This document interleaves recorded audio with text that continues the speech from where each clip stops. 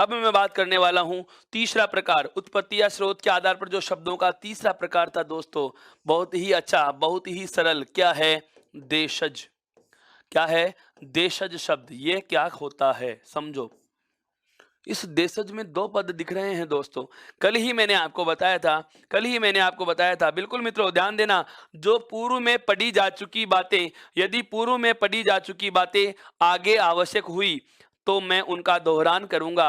अपनी कक्षा का यही तो रूल है कि यदि पूर्व में पढ़ा दी गई बात आगे आवश्यक हो गई तो हम उसका दोहरान करते हैं, और यदि आगे पढ़ाई जाने वाली बात का हमें संकेत मिलता है तो उस क्लू का, मैं बिल्कुल उस बिंदु का आपको जरा सा हिंट देकर के आपके दिमाग में एक उसका आइकन बना देता हूं कि इसकी चर्चा हम आगे आने वाली कक्षाओं में करेंगे दोस्तों। तो अभी यहां पर हमें एक बात पता चल चुकी है, क्या कि ये देशज में जो जुड़ा हुआ है, क्या देखो इसमें दो पद हैं, एक तो है देश और एक क्या जुड़ा हुआ है? जय।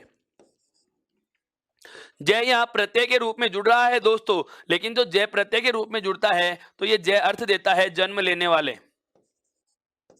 अर्थ किसका देता है? जन्म लेने वाले का अर्थ देता है। किसका अर्थ देता है? जन्म लेने वाले का अर्थ देता है। जरा ध्यान से सुनना दोस्तों, मैंने क्या कहा? मैंने क्या कहा?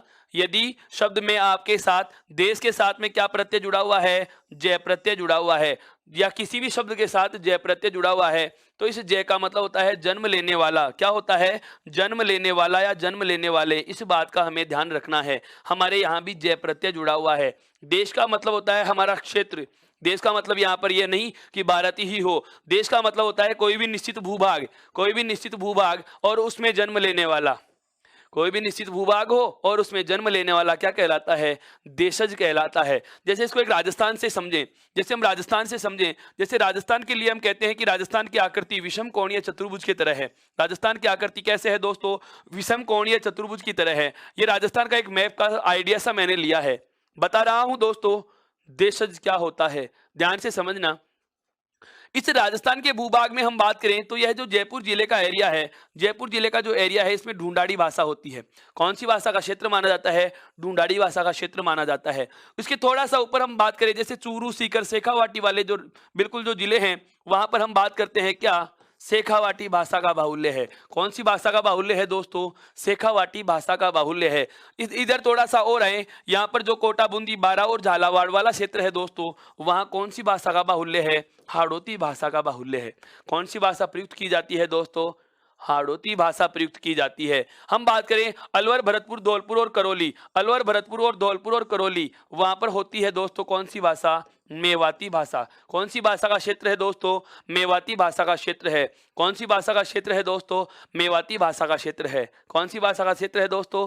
मेवाती भाषा का क्षेत्र है। जो ये डूंगरपुर और बांसवाड़ा, जो डूंगरपुर और बांसवाड़ा वाला क्षेत्र है, यहाँ पर हम बागड़ी या वागड़ी भाषा बोलते हैं, जो राजस्थानी और गुजराती के मेल की भाषा है। कौन सी भाषा दोस्तों? बागड़ी भाषा है। कौन सी भाषा है दोस्तों? बागड़ी भाषा है। प्रश्न कहां से आएगा वो चीज समझना, मैं बिंदु पे लेके आ रहा हूं। संपूर्ण राजस्थान में कौन सी भाषा है दोस्तों? राजस्थानी। संपूर्ण राजस्थान में कौन सी भाषा है? राजस्थानी। लेकिन जो ये देखो बागड़ी, इधर हम बात करें उदयपुर, मेवाड़ और ये जो चित्तौड़ वाला है, यहाँ पर भाषा कौन सी है? मेवाड़ी भाषा है। यहाँ पर कौन सी भाषा बोली जा रही है? मेवाड़ी भाषा बोली जा रही है। कौन सी भाषा बोली जा रही है दोस्तों? मेवाड़ी भाषा बोली जा रही है। अब हम जैसे जोधपुर निवासी हैं, हमारी भाषा कौन सी है? मारवाड़ी भाषा है। कौन सी भाषा है दोस्तों? मारवाड़ी भाषा है। प्रश्न समझना, कहना क्या चाह रहा हूं, तथ्य पे लेके आ रहा हूं। ये देशज चीज क्या है? देशज चीज क्या है वह सुनिए। हमारी क्षेत्रीय भाषा कौन सी है? मारवाड़ी। और मेरा एक मित्र है, दोस्तों, और मेरा एक मित्र है कहाँ का? शेखावाटी भाषा का। और एक मेरा मित्र है दोस्तों, वह कौन सी भाषा से है? शेखावाटी भाषा का है। एक बार इत्तेफाक से हम क्या करते हैं? मिल जाते हैं। एक बार इत्तेफाक से हम क्या करते हैं? मिल जाते हैं। और मिलते ही वह अपनी क्षेत्रीय भाषा में बात करने लगा, और मैं मेरी क्षेत्रीय भाषा में बात करने लगा। लेकिन दोस्तों हुआ क्या? हमारा संप्रेषण मजबूत नहीं हो पाया। क्यों? क्योंकि मुझे शेखावाटी का पूरा ज्ञान नहीं है और मेरे मित्र को, और मेरे मित्र को मारवाड़ी भाषा का पूरा ज्ञान नहीं है। तो फिर हम क्या करते हैं, विचारों का आदान प्रदान करना तो चाहते हैं, बिल्कुल हमारे एक दूसरे के अनुभवों की साझेदारी करना चाहते हैं, हमारी समझ का स्थानांतरण करना तो चाहते हैं, लेकिन भाषा समझ में नहीं आती। इसलिए हम दोनों ने एक मध्यम भाषा को चुना, ऐसी भाषा चुनी जो दोनों के समझ में आए, और हमने क्या कहा कि हिंदी में बात करते हैं, हिंदी चुन लेते हैं। अब ध्यान देना दोस्तों, आपने कभी महसूस किया हो क्या कि जो मारवाड़ी भाषा वाला व्यक्ति है वो है, और जो शेखावाटी भाषा वाला व्यक्ति है वह है। जरूरी नहीं है इन दो का नाम ले रहा हूं तो ये दो ही हो, चाहे कोई सा भी हो, चाहे मेवाती भाषा का कोई व्यक्ति हो, चाहे मेवाड़ी भाषा का कोई व्यक्ति हो, चाहे बागड़ी भाषा का कोई व्यक्ति हो। जो व्यक्ति जिस क्षेत्र से संबंध रखता है उसकी भाषा में उसकी बोली का लहजा होता है। उसकी बोली का क्या होता है दोस्तों, लहजा होता है। अर्थात अंग्रेजी में एक शब्द सुना होगा स्लैंग, स्लैंग होता है, स्लैंग। अर्थात उसकी जो क्षेत्रीय भाषा होती है उसका प्रभाव उस व्यक्ति की भाषा पर आता ही आता है, या बोलते बोलते वह अपनी कोई न कोई क्षेत्रीय भाषा का शब्द अपनी हिंदी भाषा में बोल ही जाएगा। अब सुनना देशज की परिभाषा क्या होगी दोस्तों। बहुत मजा आ रहा है इस सेशन में, बहुत ही ज्यादा मजा आ रहा है। आप आराम से सुनिए, आप आराम से इस बात को सुनिए, मैं कहना क्या चाह रहा हूं। क्या देशज भाषा क्या होती है, देशज शब्द क्या होते हैं, तो सुनिए। जो हमने मारवाड़ी और शेखावाटी के स्थान पर हिंदी भाषा का चयन किया था वार्तालाप करने के लिए, लेकिन मेरी हिंदी में कुछ शब्द मैंने क्या बोल दिए, मारवाड़ी के, और मेरे मित्र ने भी उसकी हिंदी भाषा में कौन से शब्दों का मिक्सअप कर दिया दोस्तों, शेखावाटी भाषा के शब्दों का मिक्सअप कर दिया। जैसे ही एक दूसरे के विचारों का संप्रेषण आरंभ होता है, समझ की साझेदारी आरंभ होती है, बिल्कुल एक दूसरे के विचारों का स्थानांतरण होता है। तो हिंदी भाषा में विचार आदान प्रदान तो किए जा रहे थे, लेकिन हिंदी भाषा में कुछ शब्द ऐसे थे जो क्षेत्रीय भाषाओं के भी बोले जा रहे थे। वो क्यों बोले गए, उस क्षेत्रीय प्रभाव के कारण। क्यों बोले दोस्तों, क्षेत्रीय प्रभाव के कारण। क्यों बोले दोस्तों, क्षेत्रीय प्रभाव के कारण। अब क्षेत्रीय प्रभाव के कारण हम क्या करते हैं, हिंदी भाषा में अन्य भाषा के शब्दों का प्रयोग कर रहे हैं। क्षेत्रीय प्रभाव के कारण क्या कर रहे हैं दोस्तों, हिंदी भाषा में अन्य भाषा के शब्दों का हम प्रयोग कर रहे हैं। अर्थात मेरे कहने का आशय यह हुआ कि क्षेत्रीय भाषा के वे शब्द, ध्यान से समझना अब, कि क्षेत्रीय भाषा के ऐसे शब्द जो उस आंचलिकता की वजह से या उस क्षेत्रीय प्रभाव के कारण हिंदी में प्रयुक्त होने लगे। क्षेत्रीय भाषाओं के या आंचलिक भाषाओं के या किसी एक संकुचित भूभाग में बोली जाने वाली किसी भी भाषा का ऐसा कोई भी शब्द जो उस आंचलिकता के प्रभाव के कारण हिंदी में प्रयुक्त होने लगा, तो वह शब्द क्या कहलाता है दोस्तों, देशज कहलाता है। बहुत खूबसूरत तरीके से ये चीज हमारे समझ में आ गई कि ये देशज शब्द हमारे हिंदी में क्यों आए। हमें कारण भी तो पता होना चाहिए। जैसे हमने जाना कि तत्सम शब्द हिंदी में क्यों आए, क्योंकि हिंदी भाषा परिवर्तित भाषा है। बिल्कुल, हिंदी भाषा क्या है, परिवर्तित भाषा है, अन्य भाषाओं से बनी है, तो अन्य भाषाओं के शब्द उसमें घुस गए। अर्थात संस्कृत का बदला हुआ रूप हिंदी है, तो संस्कृत के शब्द आ गए, वो रूप शब्द सरल हो गया, वह रूप सरल हो गया, तो कौन सी भाषा बन गई, तद्भव। अर्थात शब्द क्या बन गए, तद्भव। अब मैंने क्या कहा कि जो क्षेत्रीय भाषाएं हैं उन क्षेत्रीय भाषाओं के शब्द इस क्षेत्रीय प्रभाव के कारण हिंदी में प्रयुक्त होने लगे, तो इन शब्दों का नाम क्या दे दिया हमने, देशज नाम दे दिया। तो इस देशज शब्द की एक व्यवस्थित परिभाषा अगर हमें पूछी जाए कि देशज शब्द कहेंगे किसे, तो देशज शब्द कहेंगे किसे, तो एक व्यवस्थित परिभाषा बता रहा हूं दोस्तों। व्यवस्थित परिभाषा यदि हमें लिखनी हो तो ध्यान देना, शब्द से परिभाषा की मैं बात करता हूं। क्या क्षेत्रीय भाषाओं के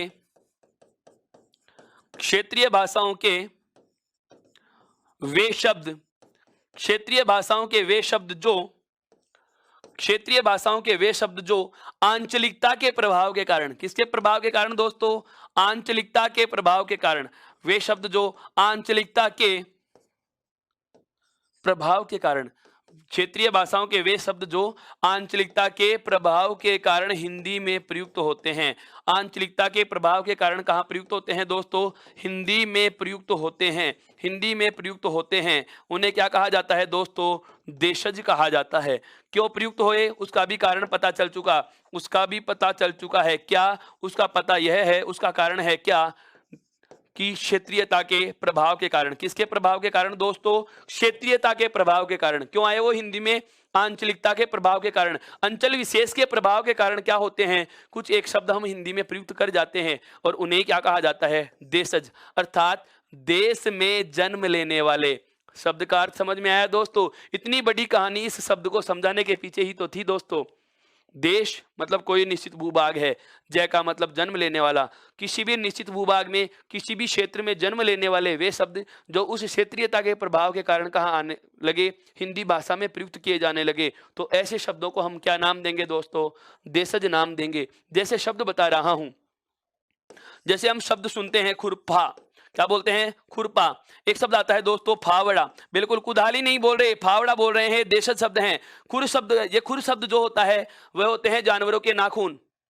और पा अर्थात समान कार्य हो जाने की वजह से क्या बोल रहे हैं? खुरपा। एक और शब्द आता है दोस्तों, एक और शब्द आता है जैसे गड़बड़ शब्द है जो दोस्तों, क्या? गड़बड़। ये गड़बड़ शब्द भी ध्यान देना, ये गड़बड़ शब्द भी क्या है दोस्तों? देशज है। जैसे हड़बड़ाहट, जैसे शब्द क्या है? हड़बड़ाहट।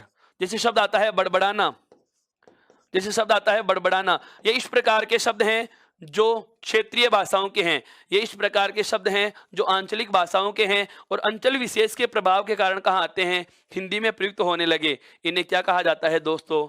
देशज शब्द कहते हैं। बिल्कुल स्वनिर्मित भाषाओं के शब्द कह सकते हो, बोलियों के शब्द कह सकते हो, या वे शब्द जिनका कोई शब्दकोशीय उल्लेख ही नहीं है, वो क्या कहलाते हैं दोस्तों? देशज शब्द कहलाते हैं। क्या कहलाते हैं? देशज शब्द कहलाते हैं। यहाँ तक की बात समझ में आई हो दोस्तों, तो एक बार इसका स्क्रीनशॉट लीजिए ताकि हम आगे वाले प्रकार पे चर्चा करेंगे। हमने बहुत अच्छे से जाना है दोस्तों, एक बार सुनिए। हमने अच्छे से जान लिया कि देशज शब्द किसे कहा जाता है। तो देशज शब्द किसे कहा जाता है दोस्तों? क्षेत्रीय भाषाओं के शब्द। कौन सी भाषाओं के? क्षेत्रीय भाषाओं के शब्द जो कौन से प्रभाव के कारण? आंचलिकता के प्रभाव के कारण हिंदी में प्रयुक्त होते हैं। क्षेत्रीय भाषाओं के वे शब्द जो आंचलिकता के प्रभाव के कारण हिंदी में प्रयुक्त होते हैं। क्षेत्रीय भाषाओं के वे शब्द जो आंचलिकता के प्रभाव के कारण हिंदी में प्रयुक्त होते हैं, उन्हें क्या कहा जाता है दोस्तों? उन्हें क्या कहा जाता है दोस्तों? क्षेत्रीय भाषाओं के शब्द कह सकते हो या देशज शब्द कह सकते हो। क्या कह सकते हो? देशज शब्द कह सकते हो। यहां तक की बात यदि आपके समझ में आई हो दोस्तों, तो एक बार इसका स्क्रीनशॉट लीजिए ताकि मैं अपनी बात को आरंभ कर सकूं। बिल्कुल आराम से, बिल्कुल आराम से, बिल्कुल आराम से इसका स्क्रीनशॉट लीजिए मित्रों। उसके बाद हम बात आगे आरंभ करेंगे। यहां तक की बात समझ में आई दोस्तों? अब बात करते हैं हम चौथे आधार की। अब हम बात करते हैं चौथे आधार की। क्या? कि चौथा प्रकार क्या होता है? शब्दों को बांटने का चौथा प्रकार क्या होता है दोस्तों? और शब्दों को बांटने का जो चौथा प्रकार है दोस्तों, वह क्या है? ध्यान देना, विदेशी। शब्दों को बांटने जो चौथा प्रकार है वह क्या है दोस्तों? विदेशी। आप चाहें तो इसका एक अलग नाम भी रख सकते हैं। क्या? विदेशज। क्या नाम रख सकते हैं दोस्तों? विदेशज नाम रख सकते हो। क्या नाम रख सकते हो? विदेशज नाम रख सकते हो। क्या नाम रख सकते हो दोस्तों? विदेशज। देशज का ठीक विलोम होता है ये। अभी अभी हमने जाना देशज, और अब फिर नया नाम आ गया, क्या? विदेशज। देशज का मतलब क्या होता है समझना, देश प्लस जय, अर्थात देश में जन्म लेने वाले, देश में जन्म लेने वाले। देशज का मतलब क्या होता है दोस्तों? देश में जन्म लेने वाले। अब इसमें एक नई चीज और जोड़ दी मेरे मित्र, इसमें एक नई चीज और जोड़ दी मेरे मित्र, और नई चीज क्या जुड़ी है? वी। क्या जुड़ी है दोस्तों? वी। और वी उपसर्ग का अर्थ होता है अन्य। वी उपसर्ग का अर्थ क्या होता है दोस्तों? अन्य होता है। वी उपसर्ग का अर्थ क्या होता है दोस्तों? अन्य होता है, अन्य। अर्थात विदेशी का शाब्दिक अर्थ क्या हो जाएगा, या विदेशज का शाब्दिक अर्थ क्या हो जाएगा? अन्य देश में जन्म लेने वाले। विदेशज का शाब्दिक अर्थ क्या हो जाएगा दोस्तों? अन्य देश में जन्म लेने वाले। अर्थात परिभाषा के रूप में कहें कि अन्य देशों का कोई शब्द होगा जो हिंदी में आएगा, उसे क्या कहा जाएगा दोस्तों? विदेशी कहा जाएगा। आप कहोगे सर परिभाषा से हमें कोई मतलब नहीं है, परिभाषा नहीं पूछेगा कि विदेशी शब्द किसे कहते हैं, वो तो नाम से ही पता चल चुका। विदेशी मतलब दूसरे देश का या अन्य देश का। ये आया क्यों? हिंदी में आया क्यों? तो ध्यान देना, इसके खूब सारे कारण हैं। देखो हिंदी में इनके आने की वजह बता रहा हूं। सबसे पहला कारण हम कह सकते हैं क्या? राजनीतिक कारण हो सकता है। कौन सा कारण हो सकता है? राजनीतिक कारण हो सकता है। जैसे मैं बात करूं, क्या धार्मिक कारण भी है? कौन सा कारण है? धार्मिक कारण भी हो सकते हैं। कौन सा कारण है दोस्तों? धार्मिक कारण है। फिर उसके बाद में मैं बात करूं, जैसे आर्थिक कारण है, आर्थिक कारण है। जैसे मैं बात करूं दोस्तों, सामाजिक कारण भी हैं। कौन सा कारण है? सामाजिक कारण भी हैं। कैसे हैं? जरा इन पर गौर करना। ये कैसे हैं, इनका गौर करना बिल्कुल बहुत जानना आवश्यक है। ये जैसे राजनीतिक कारणों की बात करते हैं कि राजनीतिक कारणों से विदेशी शब्द हिंदी में क्यों आए। हमारे भारत देश पर या इस भारत भूमि पर प्राचीन समय से विदेशी आक्रांताओं का प्रभाव रहा है, विदेशी शासकों का प्रभुत्व रहा है। हम बात करते हैं आधुनिक काल में, तो आधुनिक काल में भी हम पाते हैं क्या कि जैसे ईस्ट इंडिया कंपनी ने शासन किया, ईसाई धर्म का प्रचार प्रसार रहा, अंग्रेजों ने शासन किया, तो जो शासन चला रहे थे वो तो राजनीतिक कारण था और उन्होंने ईसाई मिशनरियों की स्थापना की थी। हमारे भारतीय धर्म ग्रंथों का अनुवाद उन्होंने ईसाई भाषा में करवाया, ईसाई धर्म ग्रंथों का अनुवाद भारतीय भाषाओं में करवाया। अर्थात जो ये अनुवाद की भाषाएं थी, क्यों? वो ईसाई धर्म का प्रचार प्रसार करना चाहते थे और प्रचार प्रसार करना चाहते हैं तो जाहिर सी बात है अंग्रेजी भाषा में लिखे हुए ग्रंथों का अनुवाद भी करना आवश्यक था। लेकिन ऐसा तो कभी नहीं हो सकता कि किसी भी ग्रंथ का पूरी बिल्कुल बिल्कुल कितनी भी मोटी आनंद की पोथी क्यों ना हो, हर एक शब्द का हर एक भाषा में अनुवाद कर पाना संभव नहीं है। बहुत सारे नाम ऐसे होते हैं जो जिस भाषा में है उनको वैसा ही लिखा जाएगा, उनको वैसा ही लिखा जाएगा। मेरा कहने का मतलब यह है कि जैसे ईसाई धर्म ग्रंथों की बात करें कि उनका अनुवाद हिंदी में हुआ, लेकिन संपूर्ण ईसाई धर्म ग्रंथ हिंदी में अनुवादित नहीं हो पाए। उन धर्म ग्रंथों में कुछ शब्द ऐसे थे जो ईसाई के ही रहे, अंग्रेजी भाषा में ही रहे और हिंदी में भी उन्हें हूबहू लिखा गया।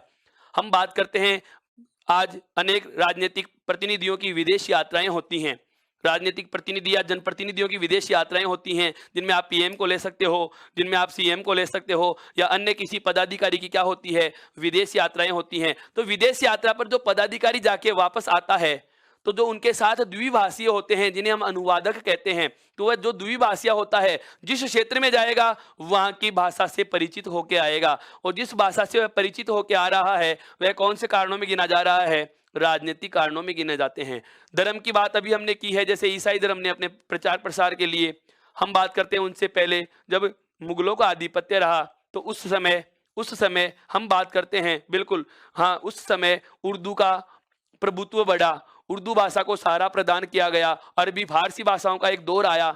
इसी प्रकार से हम बात करते हैं आर्थिक कारणों से भी हिंदी भाषा में विदेशी भाषाओं के शब्दों का, बिल्कुल क्यों, हमारे भारत देश की विदेश नीति की बात करते हैं, बहुत सारे आर्थिक संबंध दूसरे देशों के साथ होते हैं, बहुत सारे देशों के साथ आर्थिक संबंध है, बहुत सारे देशों के साथ व्यापारिक नीतियां होती हैं, तो उस वजह से भी हम क्या करते हैं विदेशी शब्दों को हिंदी भाषा में बोलने लग गए। एक सामाजिक कारण भी होता है दोस्तों, एक पलायन की प्रवृत्ति हो जाती है। बहुत बार आज भी हम किसी व्यवसाय की वजह से कोई कारोबार की वजह से कोई भारतीय किसी अन्य देश की कुछ दिनों के लिए नागरिकता ग्रहण कर लेता है, 4 साल 5 वर्ष जितने दिन भी रहा उसके बाद वह वापस से भारत में आ रहा है, तो वहाँ की भाषा जो वह समाज सहित या परिवार सहित जहाँ चला गया था तो वहाँ के समाज से, वहाँ के परिवार से, वहाँ की संस्कृति से वह परिचित होकर के आ रहा है और वैसे के वैसे शब्दों का या उनमें से कुछ शब्दों का प्रयोग वह हिंदी में करने लग गया। अर्थात विदेशी भाषाओं के शब्द जो किसी भी कारण से, चाहे वो राजनीतिक कारण रहा हो, चाहे धार्मिक कारण रहा हो, चाहे आर्थिक कारण रहा हो, हिंदी भाषा में प्रयुक्त होने लगे तो उन शब्दों को हम नाम देंगे कौन सा दोस्तों, विदेशी शब्द। उन शब्दों को नाम क्या देंगे, विदेशी शब्द या विदेशज शब्द। वी का मतलब अन्य, देश का मतलब क्षेत्र में, जय का मतलब जन्म लेने वाले, अर्थात दूसरे देशों में जन्म लेने वाले शब्दों को क्या कहा जाता है दोस्तों, विदेशी कहा जाता है। अब बात आती है सर इसकी वास्तविक परिभाषा कैसे बने, इनकी पहचान कैसे होगी। तो पहले हम इसकी परिभाषा लिखेंगे, उसके बाद उदाहरण के साथ में इसकी पहचान बताऊंगा दोस्तों। कारण का हमें पता चल चुका क्यों आए, कारण का हमें पता चल चुका क्यों आए। अब इसकी परिभाषा बता रहा हूं शब्द से। यदि आपको शब्द से परिभाषा लिखनी पड़े तो क्या लिखोगे, क्या हिंदी व संस्कृत को छोड़कर, क्योंकि हिंदी और संस्कृत तो भारतीय देश की भाषाएं हैं, देश भाषा हैं ये तो, हिंदी व संस्कृत को छोड़कर, हिंदी व संस्कृत को छोड़कर, क्योंकि जैसे इंडोनेशिया में हिंदी बोली जाती है, आप ये कह दो सर इंडोनेशिया की भाषा को क्या विदेशी भाषा के शब्द कहेंगे, नहीं, हिंदी भाषा है तो वो तो हिंदी ही रहेगी। इसीलिए मैंने कहा हिंदी व संस्कृत को छोड़कर अन्य देशों की भाषाओं के, अन्य देशों की भाषाओं के शब्द, हिंदी व संस्कृत को छोड़कर अन्य देशों की भाषाओं के शब्द, हिंदी व संस्कृत को छोड़कर अन्य देशों की भाषाओं के शब्द क्या कहलाते हैं, विदेशी कहलाते हैं। क्या कहलाते हैं दोस्तों? विदेशी कहलाते हैं। अर्थात हिंदी और संस्कृत के अलावा जो अन्य दूसरे देशों की भाषाएं हैं, उनका कोई भी शब्द होगा वह क्या कहलाएगा? विदेशी कहलाएगा। इसमें आपके अंग्रेजी भाषा के शब्द भी आ सकते हैं, फ्रांसीसी या फ्रेंच भाषा के शब्द भी आ सकते हैं, चीनी भाषा के शब्द भी आ सकते हैं, उर्दू भाषा के शब्द भी आ सकते हैं, अरबी फारसी भाषा के शब्द भी आ सकते हैं। लेकिन हिंदी में बात की जाए तो ज़्यादातर प्रचलन जो होता है वह है या तो अंग्रेजी भाषा के शब्दों का, या उर्दू भाषा के शब्दों का, या फिर है अरबी और फारसी भाषा के शब्दों का। या तो अंग्रेजी, उर्दू, अरबी फारसी और एक आती है चीनी भाषा। इनका हमें ध्यान रखना है। जैसे बात आती है उदाहरण की, जैसे मैंने लिखा डॉक्टर, जैसे मैंने लिखा हॉस्टल, जैसे हम लिखते हैं रेलवे स्टेशन, जैसे मैंने लिखा हॉस्पिटल, जैसे मैं लिखूं अखबार, जैसे मैं लिखूं गजल। गजल नहीं लिख रहा हूं, शब्द लिख रहा हूं दोस्तों, गजल नहीं लिख रहा हूं, गजल शब्द लिखा है मैंने। इस प्रकार के कोई से भी शब्द हो, ये हिंदी में आए क्यों? कारण मैंने बता दिया। राजनीतिक कारण भी हो सकता है, धार्मिक कारण भी हो सकता है, सामाजिक कारण भी हो सकता है, आर्थिक कारण भी हो सकता है, अन्य भी कोई कारण हो सकता है। लेकिन इसके साथ साथ इनको हिंदी में अपना लेने की एक वजह यह भी है। क्या? इनको हिंदी में अपना लेने की एक वजह यह भी है दोस्तों, क्या अंग्रेजी भाषा को राजभाषा हिंदी के साथ साथ प्रयोग में लेने का दर्जा प्रदान किया हुआ है। यह वजह भी रही है कि अंग्रेजी भाषा के शब्द प्रचलन में आ गए। कई बार क्या होता है, अंग्रेजी भाषा में कुछ शब्द ऐसे भी हैं जो हिंदी भाषा की तुलना में सरल तरीके से उच्चारित हो जाते हैं दोस्तों। बहुत अलग तथ्य बता रहा हूं, बुक्स में नहीं मिलेंगे ऐसी चीजें। ये बार बार अभ्यास से हम निकाल पाते हैं, बार बार किसी विषय को बहुत अच्छी तरीके से समझ लेते हैं तो हम अपने तथ्य बना लेते हैं उसमें कि इसमें ऐसा भी है और वह नियम काम करता है। मैंने क्या कहा कि वजह जो वास्तविक वजह होती थी परिभाषाओं के अनुसार, उनकी तो मैं चर्चा कर चुका हूं। लेकिन यदि आपसे पूछा जाए कि और कोई वजह क्या रही, तो वजह क्या रही दोस्तों? अंग्रेजी भाषा के शब्दों की जैसे मैं बात करूं तो अंग्रेजी भाषा के शब्द कुछ ऐसे भी हैं जो हिंदी भाषा के शब्दों की तुलना में बोलने और लिखने में आसानी प्रदान करते हैं। जैसे एक तो मुझे बोलना हो चिकित्सक और एक बोलना हो डॉक्टर, तो डॉक्टर बोलने में मेरे को समय भी कम लग रहा है, वर्ण भी कम लिखने पड़ रहे हैं, तो बोलना भी आसान हुआ, लेखन भी आसान हुआ, इसलिए मैंने चिकित्सक की जगह डॉक्टर को वरीयता दे दी। जैसे मेरे को छात्रावास लिखना था, दीर्घ संधि का उदाहरण छात्र प्लस आवास इतना बड़ा लिखना था और मैंने हॉस्टल बोल दिया, जो बोलने भी आसान है, आदत में भी आ चुका है और व्यवहार में भी हम इसका प्रयोग कर रहे हैं और लिखने में भी आसान हुआ। यह वजह भी हो सकती है। जैसे मैं बात करूं रेलवे स्टेशन, जैसे मैं बात करूं दोस्तों रेलवे स्टेशन, अब ये हमारे लिए बोलने में बहुत आसान है रेलवे स्टेशन। अब हिंदी मीनिंग इसका बोलना चाहे तो सामने वाले के 3 बार में तो समझ में नहीं आता। जैसे रेलवे स्टेशन का हिंदी मीनिंग क्या होता है दोस्तों, जरा बताएं। रेलवे स्टेशन को हिंदी में क्या कहा जाता है? ध्यान से सुनना, इसका हिंदी मीनिंग लिख रहा हूं, इसका हिंदी मीनिंग लिख रहा हूं दोस्तों। लोहे पथ, लोहे पथ गामिनी आवत जावत, लोहे पथ गामिनी आवत जावत विश्राम स्थल। अब इतना बड़ा नाम बोलने के लिए समय किसी के पास नहीं है और इतना बड़ा नाम सुनने के लिए भी समय किसी के पास नहीं है। चलो हमने बोल भी दिया और सामने वाले ने सुन भी लिया, लेकिन आवश्यक नहीं कि वह इस पूरी बात को समझ ही पाए। जैसे आज हमारा मित्र कोई फोन करके पूछ लेता है, भाई कहाँ खड़े हो, हम तुरंत बोल देते हैं रेलवे स्टेशन पर खड़ा हूँ। और यदि आप उसी जगह उच्चारित करोगे कि मैं लोहपत गामिनी आवत जावत विश्राम स्थल पर खड़ा हूँ, तो एक बार तो प्रथम श्रव्य में पहली बार तो सुनते ही उसको भी थोड़ा अटपटा लगेगा कि यार यह जगह कौन सी आ चुकी। दोस्तों जरा ध्यान से समझना, वे शब्द प्रचलन में आ जाते हैं जिनका हम व्यवहार में ज्यादा प्रयोग करते हैं, फिर वहां हम भाषा को ध्यान नहीं रखते, कौन सी भाषा का शब्द बोलते हैं, कौन सी भाषा का शब्द प्रयोग में ले रहे हैं। तो इसलिए ध्यान रखना, सभी शब्दों का उच्चारण सरल हो, सभी शब्दों का लेखन सरल हो, इस प्रकार के शब्दों का हम प्रयोग व्यवहार में ज्यादा करते हैं। यह भी एक वजह रही है कि विदेशी शब्दों का हिंदी में, बिल्कुल हिंदी में क्या हो रहा है, ज्यादा प्रयोग होने लगा, ज्यादा इनका आधिपत्य बढ़ने लगा, ज़्यादा इनका प्रतिनिधित्व बढ़ने लगा। तो वजह आपके सामने आ चुकी है दोस्तों, उदाहरण भी आ चुके हैं और परिभाषा भी मैंने लिख दी। एक बार इस संपूर्ण चर्चा को मैं वापस से दोहरा रहा हूँ। क्या विदेशी या विदेशज शब्द क्या होता है? तो ध्यान दीजिए, हिंदी और संस्कृत के अलावा कोई से भी देश की कोई भाषा हो, किसी भी देश की कोई भाषा हो, अन्य देश की कोई भाषा हो, वी मतलब अलग देश की कोई भाषा हो, जिसका शब्द हिंदी में प्रयुक्त होता है, जिसका कारण क्या हो सकता है? राजनीतिक कारण भी हो सकता है, सामाजिक आर्थिक धार्मिक कारण भी हो सकता है, या उस शब्द की सरलता भी एक कारण हो सकती है। तो परिभाषा में हमने क्या लिखा? हिंदी व संस्कृत को छोड़कर अन्य देश की भाषाओं के शब्द विदेशी कहलाते हैं। अन्य देशों की भाषाओं के शब्द क्या कहलाते हैं दोस्तों? विदेशी कहलाते हैं। जैसे डॉक्टर है, हॉस्टल है, रेलवे स्टेशन है, हॉस्पिटल है, अखबार है, गजल है। अब बात आती है सर पहचाने कैसे? सर पहचाने कैसे? तो पहली बात तो हमें क्या होता है, अधिकतर व्यवहार में प्रचलित जो विदेशी शब्द हैं उनका पता रहता है, और फिर भी पता नहीं चले मेरे दोस्तों, तो तरीका सुनना।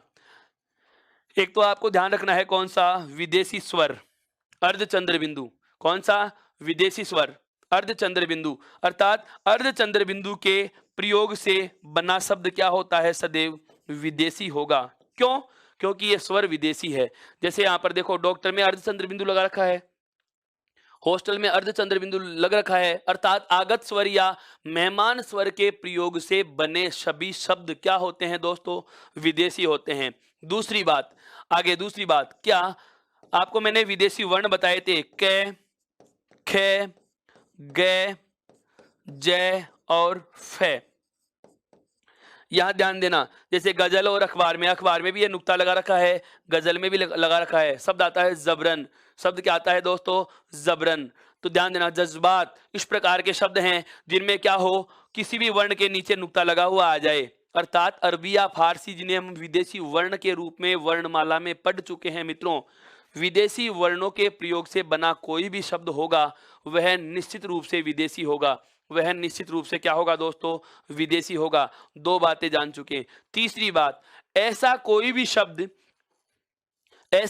शब्द जिसका अंग्रेजी उच्चारण ही उसका अर्थ रूप में स्वीकार किया जाता है। कैसे? जैसे एक शब्द आता है BUS, और इसका अंग्रेजी उच्चारण लिखते हैं दोस्तों बस, और इसका अर्थ भी क्या लिख देते हैं? बस।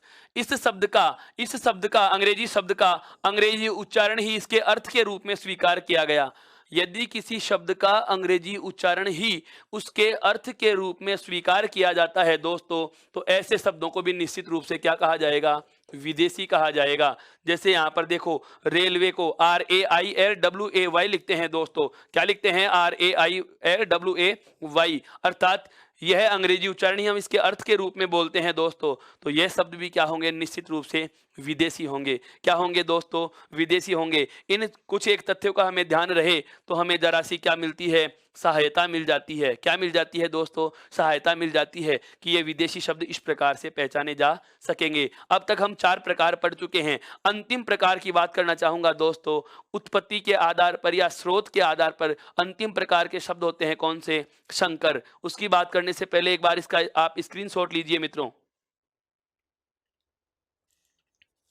पांचवा और अंतिम प्रकार है उत्पत्ति या स्रोत के आधार पर शब्दों का अंतिम प्रकार लिख रहा हूं दोस्तों। कौन सा होता है? संकर शब्द। क्या होता है दोस्तों? संकर शब्द।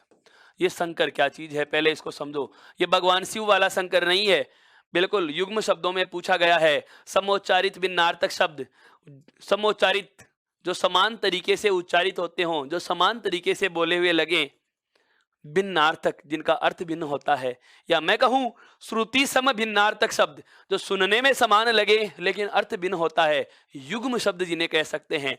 दोस्तों ध्यान से समझना, इस प्रकार का प्रश्न पूछा जा चुका है। संकर शब्द का सही अर्थ समूह होगा। संकर शब्द का सही अर्थ समूह होगा। यह जो संकर है, यह किसका पर्यायवाची है दोस्तों? शिव का पर्यायवाची है। किसका पर्यायवाची है दोस्तों? शिव का पर्यायवाची है। और यह जो संकर होता है, इसका अर्थ होता है मित्रों मिश्रण।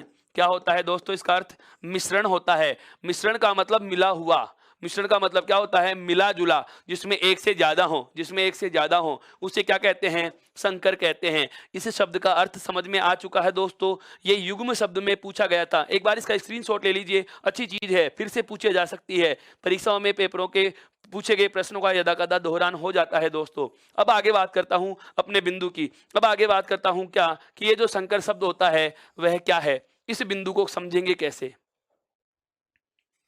हिंदी में सबसे पहले तो शब्द आ गए, जहां से हिंदी आई वहां से, कहां से? संस्कृत भाषा से।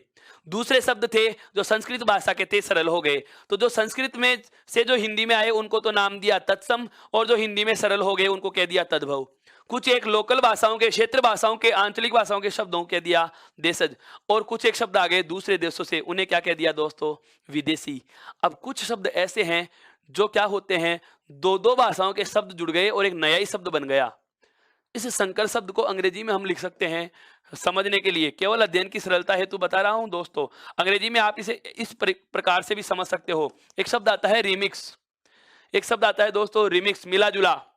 जैसे रिमिक्स गाने भी हम सुनते हैं, रिमिक्स गानों में क्या होता है? बोल अलग गाने के होते हैं और धुन अलग गाने की होती है दोस्तों। रिमिक्स का मतलब क्या होता है? जिसमें वास्तविक जो धुन और वास्तविक जो बोल होते हैं उनमें हम क्या करते हैं? अन्य प्रभाव लगा देते हैं। जैसे बोल राजस्थानी गाने के हों और उसमें धुन, और धुन उसमें किसी फिल्मी गाने की, या हम कहें किसी पश्चिमी धुन पे राजस्थानी गाने के बोल निश्चित किए जाते हैं, उनको व्यवस्थित कर दिया जाता है, और ऐसे बने गानों को हम क्या कह देते हैं? रिमिक्स कह देते हैं। हम बात करते हैं बीज के संदर्भ में, हम बात करते हैं बीज के संदर्भ में। बिल्कुल, रेगिस्तानी भागों में सबसे ज्यादा बोई जाने वाली फसल कौन सी है? बाजरा। कौन सी है दोस्तों? बाजरा। अब इस बाजरे के लिए भी एक आता है कि बाजरे की भी एक किस्म होती है, संकर बीज होता है। कौन सा होता है दोस्तों?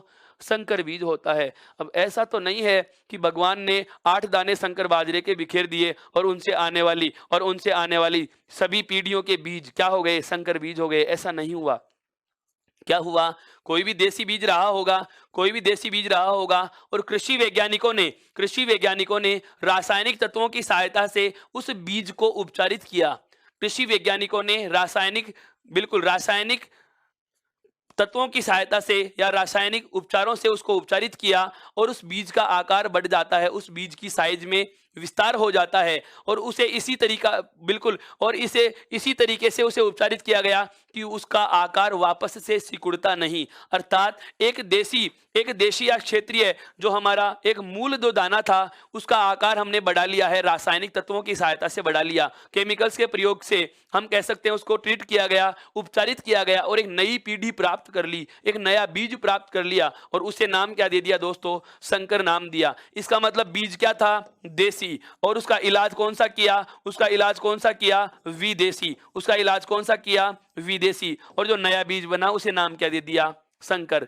यहां पर देखो, रिमिक्स जो सॉन्ग थे उसमें आपने क्या किया? बोल तो कौन से थे? राजस्थानी के दोस्तों? राजस्थानी के। और उसमें आपने धुन कौन सी लगाई? वेस्टर्न गानों की या पश्चिमी गानों की। और नया बना गाना नाम क्या दे दिया दोस्तों? आपने उसको नाम क्या दिया दोस्तों? रिमिक्स नाम दिया। ठीक उसी प्रकार से यह तो केवल इस शब्द को समझने के लिए मैंने संबंधित उदाहरण बताए थे, लेकिन बात आती है अब हिंदी के संदर्भ में, शब्दों के संदर्भ में ये सारा तथ्य कैसे समझ में आए। तो ध्यान दीजिए, दो अलग अलग भाषाएं हों, जैसे एक शब्द लिख रहा हूं, गौर करना, एक शब्द आता है अग्निबोट। शब्द लिखा है मैंने क्या दोस्तों? अग्निबोट लिखा है, अग्निबोट। बहुत आराम से, हाँ, मजे से समझो इसको, बिल्कुल मित्रों, मजे से समझो। अरे आनंदित कर देने वाली चीजें बता रहा हूं दोस्तों, रटने वाली हिंदी नहीं पढ़नी है। बहुत बहुत बारीकी से हर एक महीन पहलू पे हम चर्चा कर रहे हैं, बहुत विस्तार से हम पढ़ रहे हैं। ऐसी हिंदी पढ़ लो कि दोबारा इस चीज को रिवाइज करने की आवश्यकता रहे, समझ में सारी बातें एक ही बार में आ जाएंगी। इतना अच्छे से, इतना आराम से, इतना विस्तार से आपको समझाया जा रहा है मित्रों, ध्यान से समझना। बिल्कुल आप इनके नोट्स भी प्राप्त करोगे, इनके बहुत सारे उदाहरण, हाँ बिल्कुल 500-200 की संख्या में इनके उदाहरण आपको ई उत्कर्ष ऐप पे ई बुक के रूप में उपलब्ध हैं दोस्तों। आपने यदि अभी तक भी ई उत्कर्ष ऐप को इंस्टॉल नहीं किया तो सबसे पहले वह कीजिए, ताकि आपको इनके उदाहरण भी मिल सके। मैं 5 उदाहरण लिख रहा हूं, मैं चलो 10 उदाहरण और लिख दूंगा, लेकिन आप उन केवल 15 उदाहरणों को याद करके चले जाओगे मित्रों, और वो सीमित हो जाएंगे, वो संकुचित हो जाएंगे। सफलता प्राप्त करनी है तो उदाहरणों की संख्या निश्चित नहीं होनी चाहिए। ध्यान रखना दोस्तों, हमारा कंसेप्ट क्लियर होना चाहिए, हमारा कंसेप्ट क्लियर होना चाहिए। यदि आपको शब्द पकड़ना आ गया, शब्द पहचानना आ गया, तो 5 नहीं चाहिए, 50 नहीं चाहिए, 500 उदाहरण आपके सामने आ जाएं, आप जवाब देने की काबिलियत बना सको। इसी प्रकार से हम इसकी बात कर रहे हैं। तो जैसे मैंने आपके सामने एक शब्द लिख दिया है दोस्तों, कौन सा? अग्निबोट। शब्द कौन सा लिख दिया दोस्तों? अग्निबोट। इसमें 2 शब्द हैं, एक शब्द तो कौन सा है? अग्नि, और एक शब्द इसमें क्या लिखा हुआ है दोस्तों? बोट। अब हमें पता है अग्नि शब्द है संस्कृत का, अग्नि का क्योंकि संयुक्त अक्षर है, तो संयुक्त अक्षर है तो मूल भाषा का है, अर्थात अग्नि का अर्थ क्या होता है? आग। और बोट का मतलब है क्या दोस्तों? नाव। अब हमें पता है बोट शब्द जो है वो कौन सी भाषा का है दोस्तों? अंग्रेजी भाषा का है। कौन सी भाषा का है दोस्तों? अंग्रेजी भाषा का। और अग्नि जो शब्द है वह कौन सी भाषा का है? संस्कृत का, अर्थात संस्कृत भाषा का है। तो इसे तो मैं कहूंगा यह कैसा शब्द है मित्रों? तत्सम शब्द है। यह कैसा शब्द है दोस्तों? तत्सम। और जो ये बोट अंग्रेजी शब्द है इसे मैं क्या कह दूंगा? विदेशी। क्या कह दूंगा? विदेशी। अब एक तो है विदेशी और एक है तत्सम, एक तो है विदेशी और एक है तत्सम, और इन दोनों भाषाओं के योग से एक नया शब्द बना दिया मैंने, कौन सा? अग्निबोट। नया शब्द बना दिया मैंने, कौन सा? अग्निबोट। अब आप बताएं, क्या मैं इसे पूरे को विदेशी कह सकता हूं? नहीं, क्योंकि इसमें आधा भाग तत्सम है। हम इस पूरे शब्द को तत्सम भी नहीं कह सकते, क्यों? क्योंकि इसमें आधा भाग विदेशी है। तो जब आधा भाग अलग भाषा का है, आधा भाग अलग भाषा का है, अर्थात किसी भी शब्द में 2 पदों का योग हो रहा है, या मैं कहूं 2 शब्दों का योग हो रहा है, उनमें एक शब्द अलग भाषा का, दूसरा शब्द अलग भाषा का, अर्थात 2 भिन्न भिन्न भाषाओं के शब्दों को जोड़ करके, 2 भिन्न भिन्न भाषाओं के शब्दों को योग करके एक नया शब्द बनाया जाता है, तो उसे क्या कहा जाएगा दोस्तों? संकर शब्द कहा जाएगा। तो इसकी परिभाषा क्या हो जाएगी? परिभाषा क्या हो जाएगी? ध्यान से समझना। 2 अलग अलग भाषाओं के, 2 अलग अलग भाषाओं के, 2 अलग अलग भाषाओं के शब्दों के योग से, 2 अलग अलग, ध्यान से समझना, अगर दोनों संस्कृत ही संस्कृत के रहेंगे तो तत्समी ही होगा, दोनों हिंदी हिंदी के रहेंगे तो तद्भव होगा, दोनों अंग्रेजी अंग्रेजी के रहेंगे तो विदेशी होंगे। ध्यान से समझना। विदेशी में भी एक चीज और ध्यान रखनी है, विदेशी विदेशी हो, लेकिन विदेशी में जैसे एक अंग्रेजी का आ गया और एक अरबी फारसी का आ गया, ऐसे भी आ सकता है। 2 अलग अलग भाषाओं के शब्दों का योग होगा मित्रों। 2 अलग अलग भाषाओं के शब्दों के योग से बने शब्द, 2 अलग अलग भाषाओं के योग से बने शब्द क्या कहलाते हैं? विदेशी होते हैं, सॉरी संकर होते हैं दोस्तों। क्या होते हैं? संकर होते हैं। 2 अलग अलग भाषाओं के योग से बने शब्द क्या होते हैं दोस्तों? संकर होते हैं। क्या होते हैं दोस्तों? संकर होते हैं। अब यह आवश्यक है, इसमें एक महत्वपूर्ण बात हमें जान लेना, क्या? कि दोनों भाषाएं अलग अलग होनी चाहिए। दोनों भाषाएं क्या होनी चाहिए? अलग अलग होनी चाहिए। जैसे आपके सामने एक उदाहरण दिया जा चुका है अग्निबोट का, और बता रहा हूं दोस्तों, जैसे एक शब्द आता है बम ब्लास्ट। बम ब्लास्ट, जिसमें फारसी और अंग्रेजी भाषा के शब्द का योग हो रहा है, ध्यान देना दोस्तों। जैसे एक आता है नेक नियत, शब्द आता है दोस्तों जैसे नेक नियत, एक शब्द आता है जैसे नेक चलन। इस प्रकार के शब्द, या मैं कहूं ओवरऑल, इसका ओवरऑल आपको विवरण दिया जाए तो शॉर्ट फॉर्म में आप इतनी सी बात ध्यान रखना कि जब भी आपको 2 शब्द दे देता है, जब भी आपको 2 शब्दों से या 2 पदों को जोड़कर एक नया शब्द बनाया हुआ हो और फिर पूछता है कि दिया गया शब्द किस प्रकार का होगा, तो संकर शब्द उसको हम चुन सकते हैं, क्योंकि हमें पता है कि एक शब्द अलग है और दूसरा शब्द अलग भाषा का है, एक शब्द अलग भाषा का और एक शब्द अलग भाषा का। ऐसा कभी पूछता नहीं है कि कौन सी भाषा का ये कौन सा शब्द है। ऐसे तो विदेशी भाषाओं का अनेक शब्दकोश हैं, अनेकों विदेशी भाषाएं और अनगिनत शब्दकोश हैं, अनगिनत शब्द हैं। कोई भी शब्द के साथ कोई भी शब्द को जोड़ा जा सकता है, तो सभी भाषाओं के सभी शब्दों को पहचान पाना मुश्किल होता है, लेकिन आसान एक बात हो गई, क्या? कि जब भी संकर शब्द होंगे तो पद में हमें 2 शब्द मिलेंगे। देखिए बम ब्लास्ट 2 हैं, नेक नियत 2 शब्द हैं, नेक चलन 2 शब्द हैं, और इसी ट्रिक से आप इसका आंसर भी निकाल सकते हो। तो दोस्तों अब तक हमने क्या जाना है?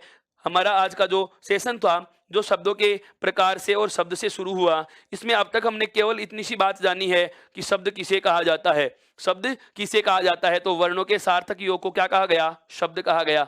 उसके बाद में 2 या 2 से अधिक वर्णों के सार्थक योग को शब्द कहते हैं, जो भाषा की मध्यम इकाई है, और अर्थ के आधार पर सबसे छोटी इकाई क्या कहलाती है दोस्तों? शब्द कहलाती है। दूसरी बात आपके सामने आई, वह कौन सी आई कि शब्दों के प्रकार। और शब्दों के प्रकार में हमने सबसे पहले कौन सा आधार लिया है दोस्तों आज? उत्पत्ति के आधार पर। कौन सा लिया है दोस्तों? उत्पत्ति के आधार पर। और उत्पत्ति के आधार पर हमें पता चला कि शब्दों के कितने प्रकार थे? 5, जिनमें सबसे पहला कौन सा ले लिया दोस्तों?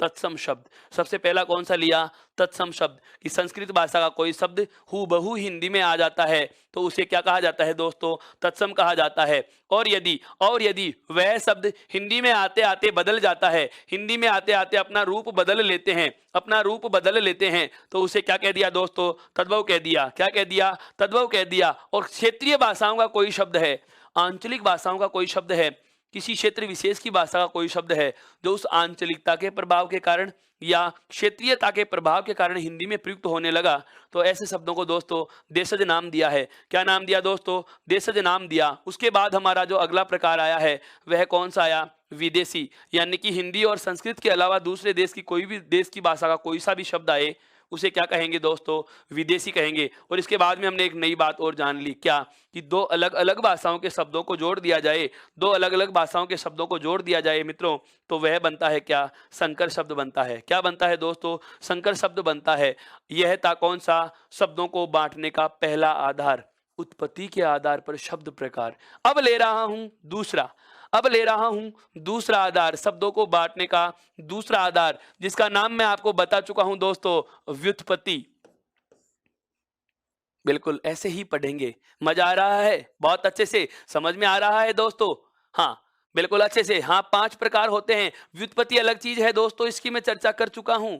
व्युत्पत्ति क्या होती है? व्युत्पत्ति का अर्थ होता है संरचना। व्युत्पत्ति का अर्थ क्या होता है दोस्तों? संरचना। आप कह सकते हो इसको संरचना।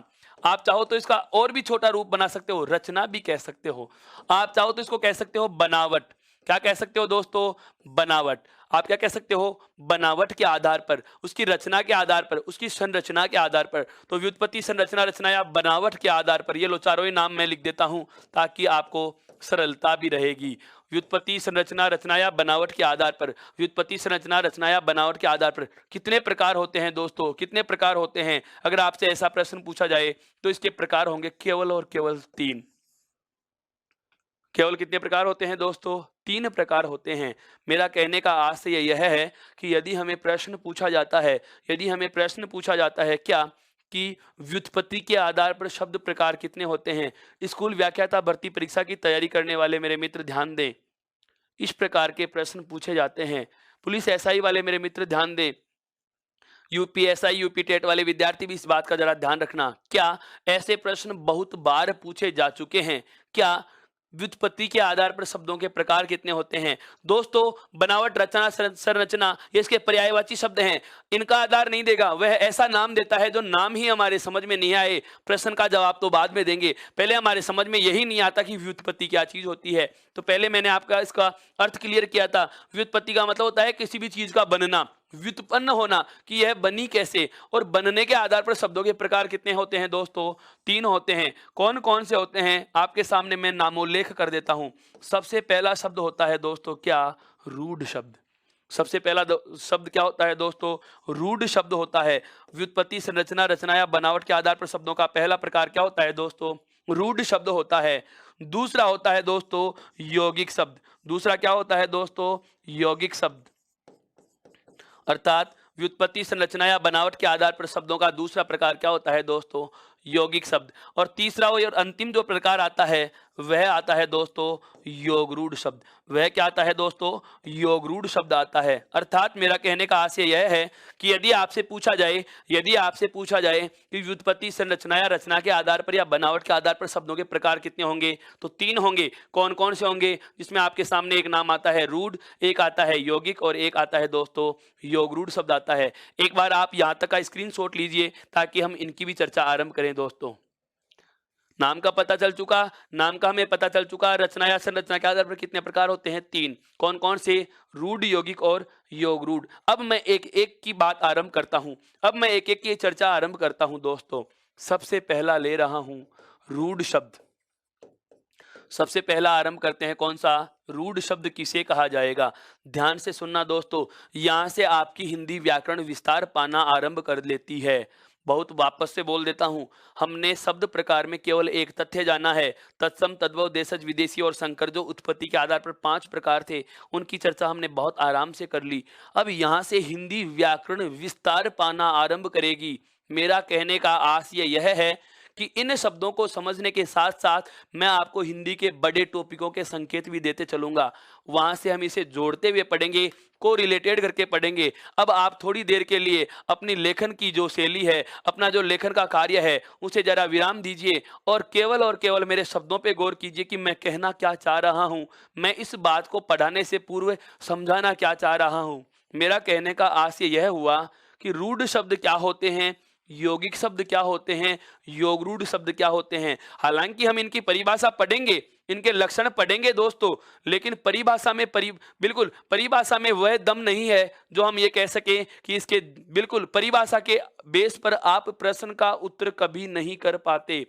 याद रख लेना मेरे मित्रों, परिभाषा के दम पर किसी भी प्रकार के प्रश्न का जवाब नहीं दिया जा सकता।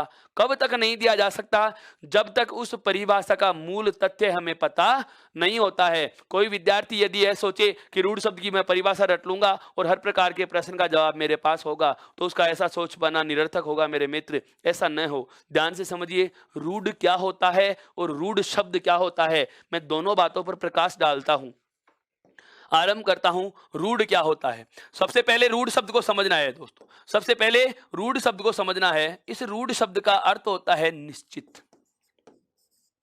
रूढ़ का शाब्दिक अर्थ बता रहा हूं दोस्तों। रूढ़ का शाब्दिक अर्थ क्या होता है? निश्चित होता है। क्या होता है? निश्चित। निश्चित का मतलब कैसे समझिए। जैसे मैं कहूं यह क्या है, आप कह दोगे मार्कर या पेन।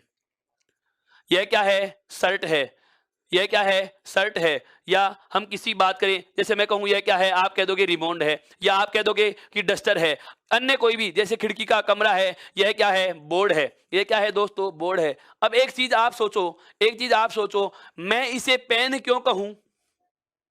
ध्यान से समझना मेरी बात को दोस्तों, मैं बहुत अलग तथ्य पे लेके जा रहा हूं। अब यह चीज बाद में समझ में आएगी, यह चीज बाद में समझ में आएगी, पहले इसके पीछे जुड़ा हुआ तथ्य समझिए दोस्तों। अब रटने वाली व्याकरण का समय नहीं है, आप समझने वाली व्याकरण पढ़ रहे हैं। ये उत्कर्ष चैनल को आपने सब्सक्राइब नहीं किया, उसको लाइक नहीं किया, तो पहले वह कीजिए, क्योंकि अब जो मैं एक एक शब्द बोलूंगा, ऐसा शब्द बोलूंगा कि आप हर एक शब्द को लाइक करोगे। बहुत अच्छे से समझना मेरे मित्रों, बहुत अच्छे से समझना।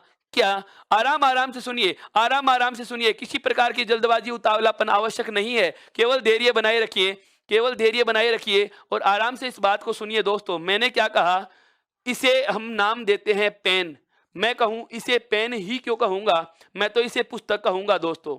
ये क्या है? पुस्तक है। आप इसे स्वीकार नहीं करोगे, आप कहोगे सर यह पुस्तक नहीं है। आप कहोगे सर यह पुस्तक नहीं है, यह तो क्या है? पेन है। क्यों ऐसा? क्यों ऐसा? बस ये कारण ही हमें जानना है दोस्तों कि इसे ही पेन क्यों कहा, इसे ही बोर्ड क्यों कहा, इसे ऊपर छत क्यों कहा, इसे दीवार क्यों कहा। इसकी वजह क्या है दोस्तों? वजह है क्या कि पेन शब्द इस चीज के लिए निश्चित हो चुका है। पेन शब्द इस चीज के लिए क्या हो चुका है?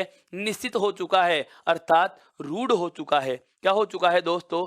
रूढ़ हो चुका है। यहां तक की बात समझ में आ गई कि रूढ़ का मतलब क्या होता है। रूढ़ का मतलब होता है दोस्तों निश्चित कर देना। रूढ़ का मतलब क्या होता है? निश्चित कर देना। हमारे परिवार में 10 सदस्य हैं, हमारे परिवार में 5 सदस्य हैं, या हम कहें हम 2 भाई हैं।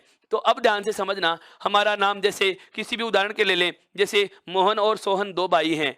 आप उन दोनों भाइयों को कभी ऐसा किया करना कि मोहन को सोहन कह दो, कभी ऐसा करो कि सोहन को मोहन कह दो। ऐसा कर सकते हैं क्या? नहीं। क्यों नहीं कर सकते?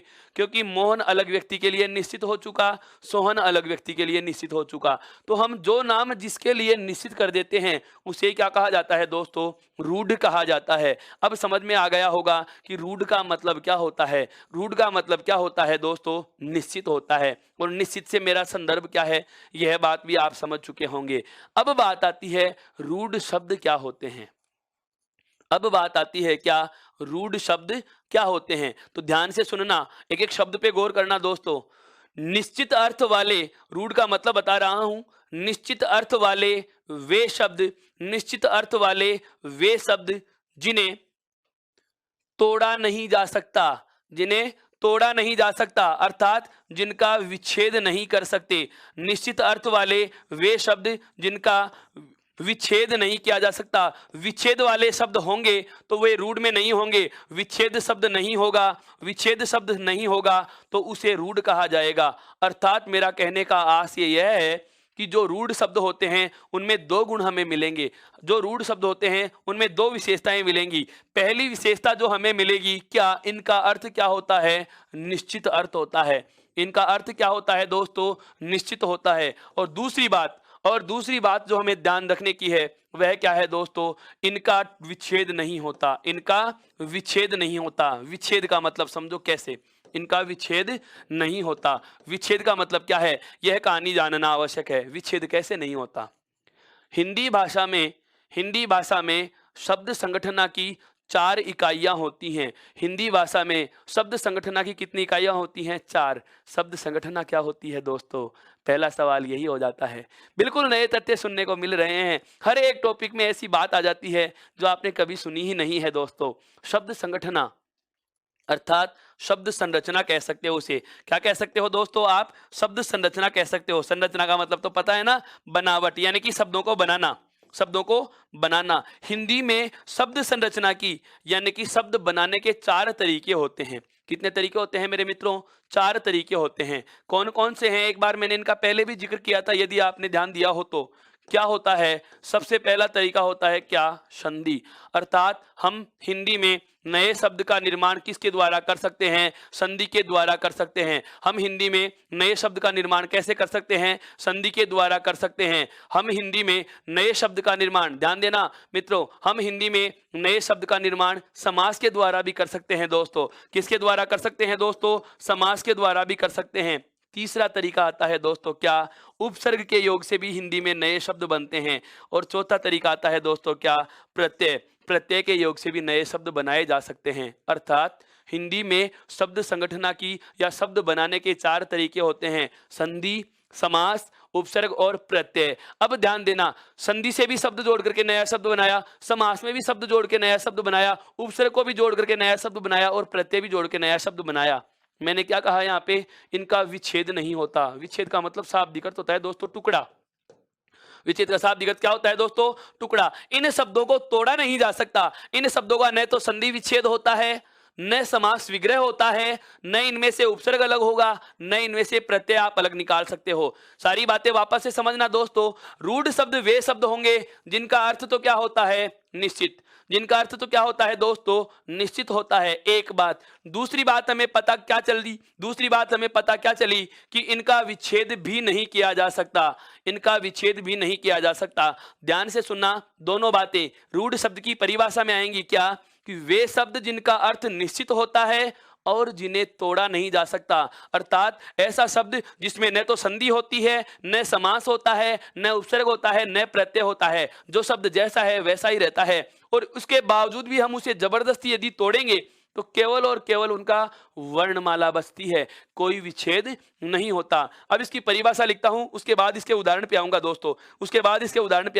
मैंने क्या कहा कि जो रूढ़ शब्द होते हैं इनका अर्थ क्या होता है दोस्तों? इनका अर्थ जो होता है वह निश्चित होता है। इनका अर्थ जो होता है वह क्या होता है दोस्तों? निश्चित होता है। ध्यान देना, वे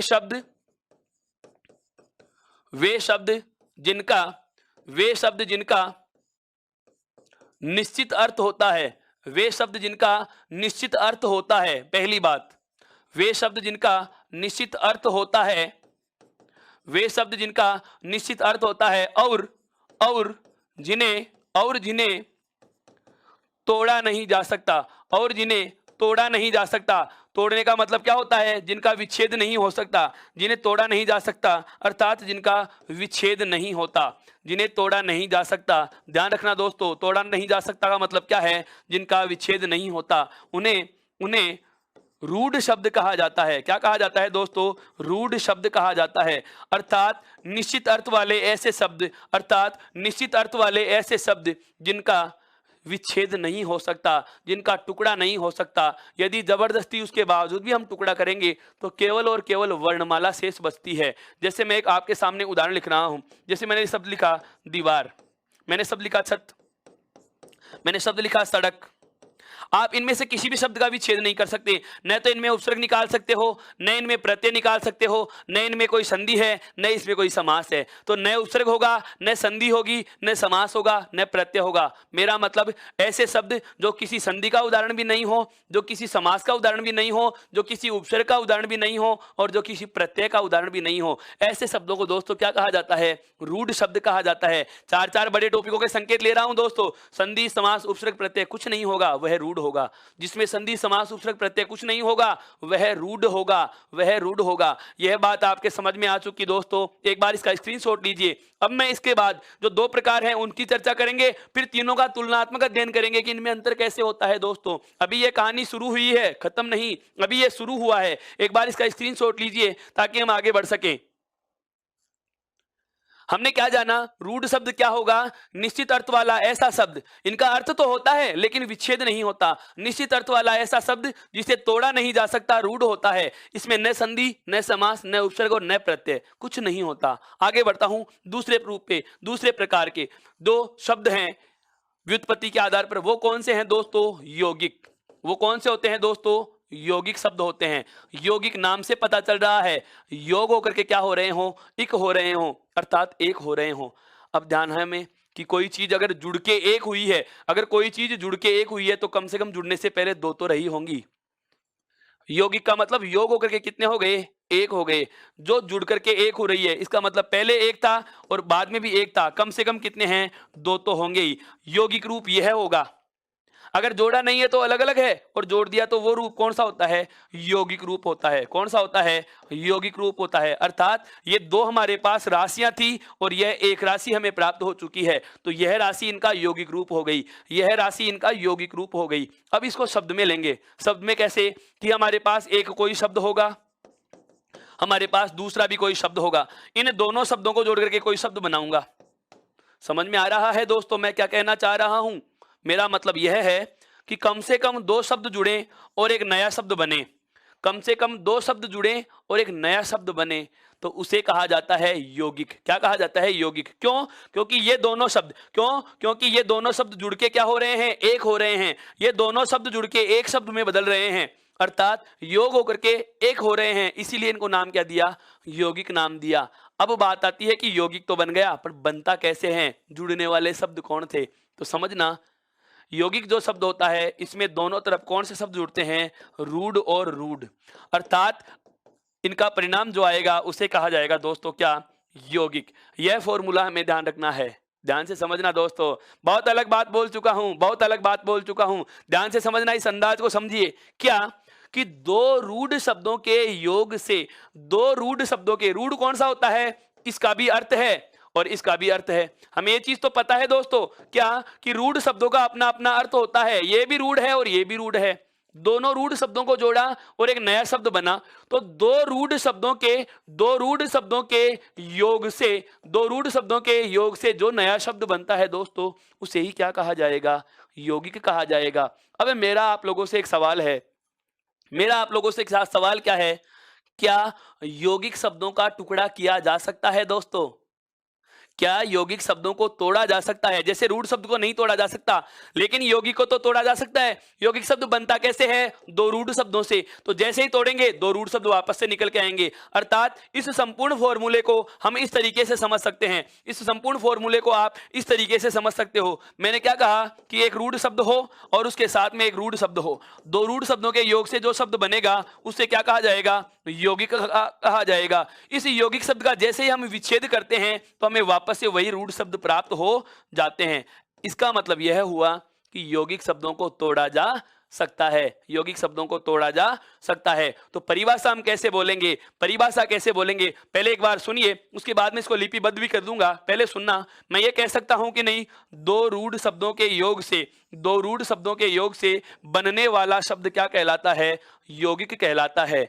इन्हें तोड़ने पर, इसे यौगिक को, इसे तोड़ने पर प्राप्त पदों का, यौगिक प्राप्त में क्या होंगे? रूढ़ प्राप्त हो जाएंगे।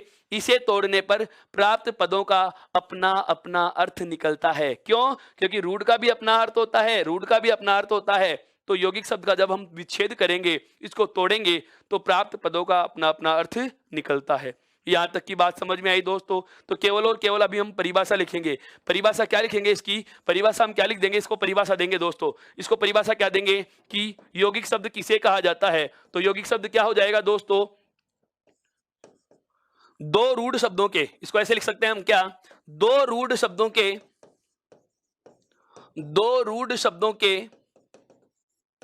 योग से, दो रूढ़ शब्दों के योग से बने शब्द, दो रूढ़ शब्दों के योग से बने शब्द यौगिक कहलाते हैं। दो रूढ़ शब्दों के योग से बने शब्द क्या कहलाते हैं दोस्तों? यौगिक कहलाते हैं। एक बात हमें पता चल चुकी, इन्हें तोड़ने पर, किन्हें? यौगिक शब्दों को। इन्हें तोड़ने पर या इनका विच्छेद करने पर, इन्हें तोड़ने पर प्राप्त शब्दों का अपना अपना अर्थ निकलता है। क्यों निकलेगा?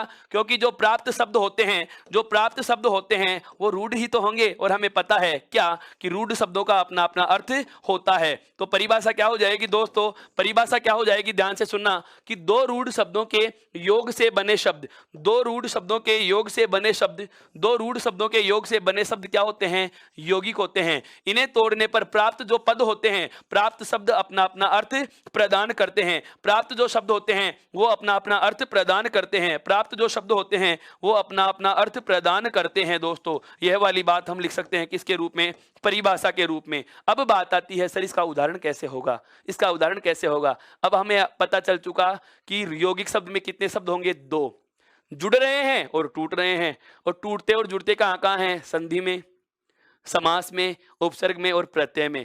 ध्यान से समझना, इसमें एक विशेष तथ्य में लिख देंगे। आप चाहे तो इसको उदाहरण के रूप में लिख लेंगे। क्या इसका उदाहरण क्या हो जाएगा? इसके 4 उदाहरण नहीं लिखाऊंगा, इसके 4 लाख उदाहरण आपके सामने रख रहा हूं दोस्तों। एक लाइन लिखूंगा, उसको बहुत ध्यान से समझना।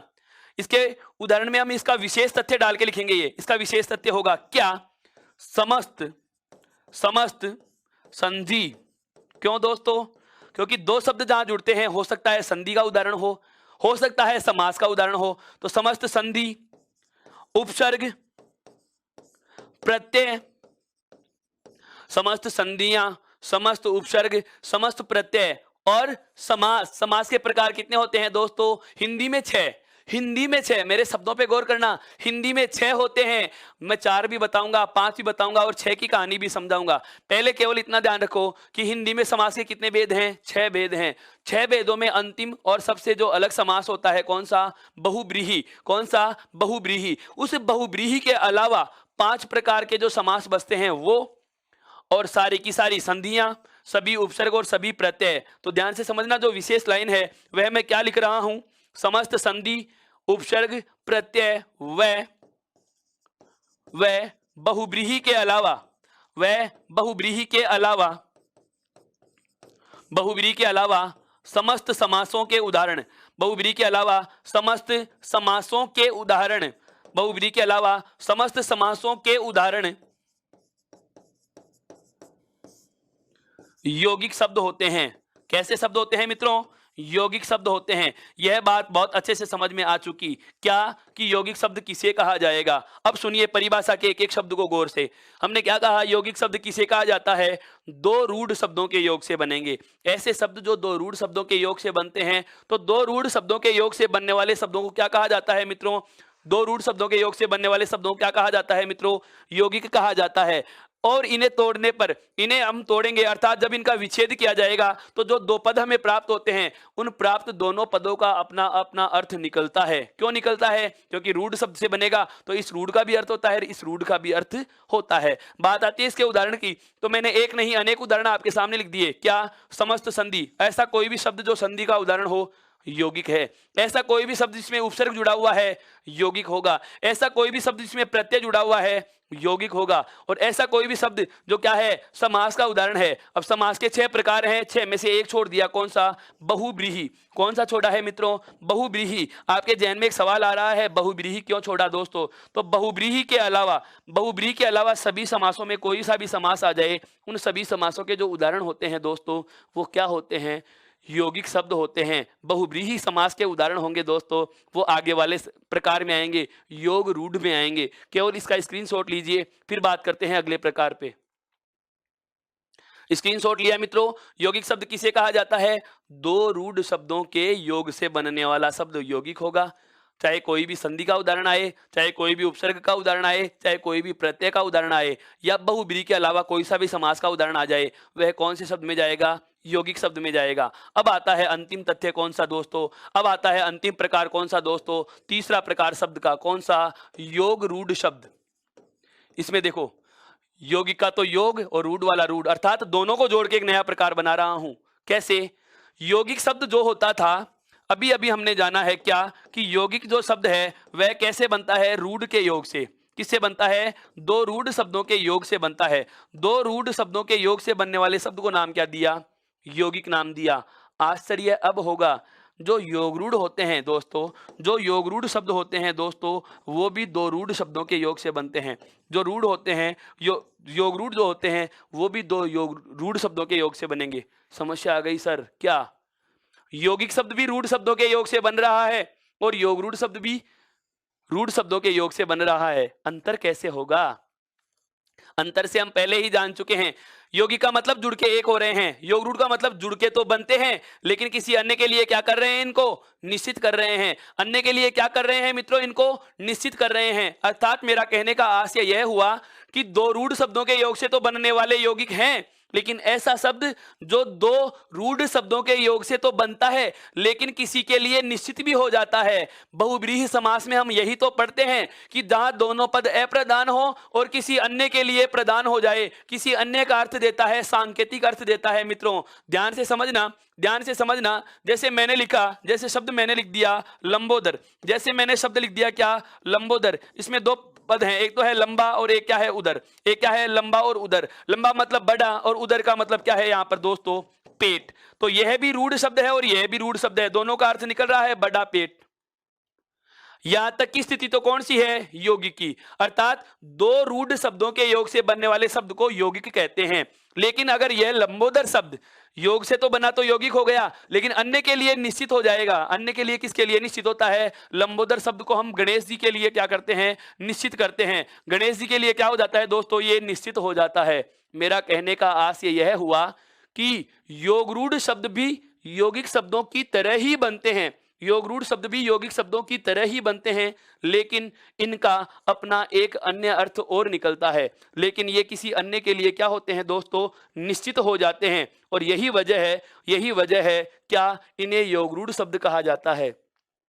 बहुब्रीहि समास, बहुब्रीहि समास में हम यही तो पढ़ते हैं क्या कि जहां पर प्रथम पद और द्वितीय पद अर्थात दोनों ही पद अप्रधान हो और अन्य अर्थ की प्रधानता होती है। लंबोदर में वास्तव में पहला पद क्या है? बड़ा, और दूसरा पद क्या है? पेट। दोनों पद ही कोई महत्व नहीं रखते। इस लंबोदर का महत्व किससे निकलता है? गणेश जी शब्द से निकलता है। इसका मतलब यह हुआ कि जिस समास में दोनों पद अप्रधान हो और अन्य अर्थ की या सांकेतिक अर्थ की प्रधानता होती है, वहां कौन सा होता है दोस्तों? बहुब्रीहि समास होता है। वही बात यहां लागू हो जाएगी क्या कि जो दो रूढ़ शब्दों के योग से तो बनते हो लेकिन इनका कोई अन्य अर्थ और निकलता है, ऐसे शब्दों को योगरूढ़ शब्द कहा जाता है। अर्थात बहुब्रीहि समास के समस्त उदाहरण, बहुब्रीहि समास के समस्त उदाहरण किस में चले जाएंगे दोस्तों?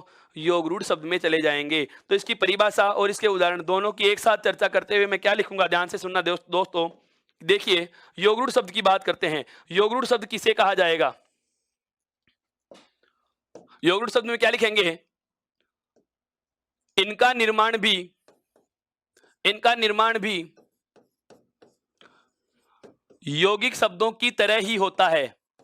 इनका निर्माण भी यौगिक शब्द की तरह ही होता है। यौगिक शब्द की तरह ही होता है। यौगिक शब्द की तरह ही होता है। कैसे होता है यौगिक शब्द की तरह?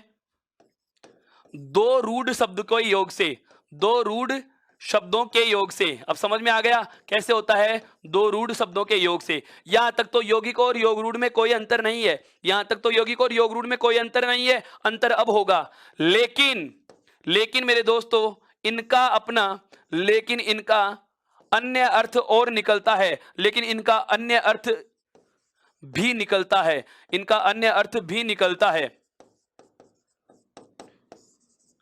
जिसे आप कौन सा अर्थ कह सकते हो दोस्तों? सांकेतिक अर्थ कहते हैं, जिसको हम क्या कहते हैं दोस्तों? सांकेतिक अर्थ कहते हैं। यानी कि जो योग से तो बनते हैं लेकिन किसी और के लिए निश्चित हो जाते हैं, इसीलिए कहते हैं योग रूढ़ शब्द। इसीलिए क्या कहते हैं दोस्तों?